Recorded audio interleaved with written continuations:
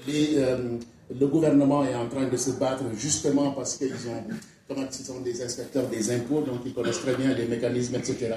Et ce qui est très intéressant aussi, c'est de très bien former effectivement les journalistes.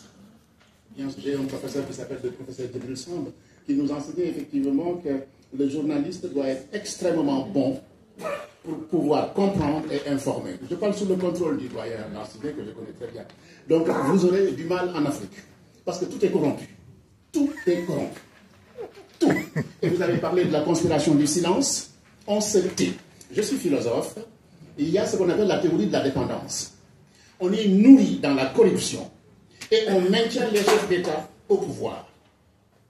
Donc, on a du mal à se détacher. Donc, il y a une perpétuation de cette tradition-là. Il faut la théorie de la rupture. Mais pour cela, il faut être éduqué. Et la difficulté qu'on a, c'est qu'on refuse aux femmes d'être éduquées, par exemple. On refuse à certains, on n'investit pas dans l'éducation, parce que éduquer, c'est comprendre, et comprendre, c'est résister. L'autre chose que je voudrais dire, tout simplement, à Choisy-le-Roi, on a travaillé sur comment lutter contre l'invasion du Front National dans la presse en France. C'est l'actualité. Je ne sais pas, il y a une chaîne de télévision qui a été arrêtée, etc., etc. Et moi, je leur ai tout simplement dit, c'est très simple. Il faut que nous, on se lève. Chaque fois qu'il parle, il faut qu'on parle. Le journaliste a bien parlé du silence. Nous sommes très silencieux. Nous, regardez, il y a du beau monde. Je suis très content qu'il y ait du beau monde. Mais d'habitude, il n'y a pas ça.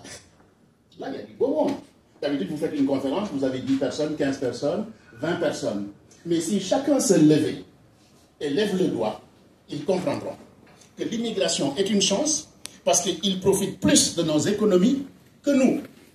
Je prends l'exemple des tirailleurs sénégalais qui sont rentrés, les retraités qui rentrent en Afrique et qui ont des pensions, soit qui n'arrivent pas, ou qui sont très faibles. Qui gagne?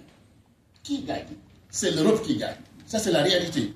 Donc, par la démonstration, par l'argumentation, on leur montre que les immigrés apportent beaucoup plus à l'Europe, à la France, que la France ne leur donne. Et ça, c'est parce que tout simplement, il faut le dire, il faut l'écrire, il ne faut pas se taire. Voilà. Je voudrais terminer en disant tout simplement que votre travail est extrêmement intéressant et je voudrais remercier Dieudonné pour nous avoir donné. Je ne savais pas trop, je me suis dit, c'est trop gros, hein? Le programme est très vaste, mais je suis très content déjà, parce que ce que vous dites me touche beaucoup et il faut travailler là-dessus. Je travaille beaucoup effectivement pour dénoncer les travers de l'Afrique. Je ne peux pas vivre décemment si je vois mon voisin qui est pauvre. On ne peut pas continuer ici à travailler si à chaque fois on envoie de l'argent en Afrique.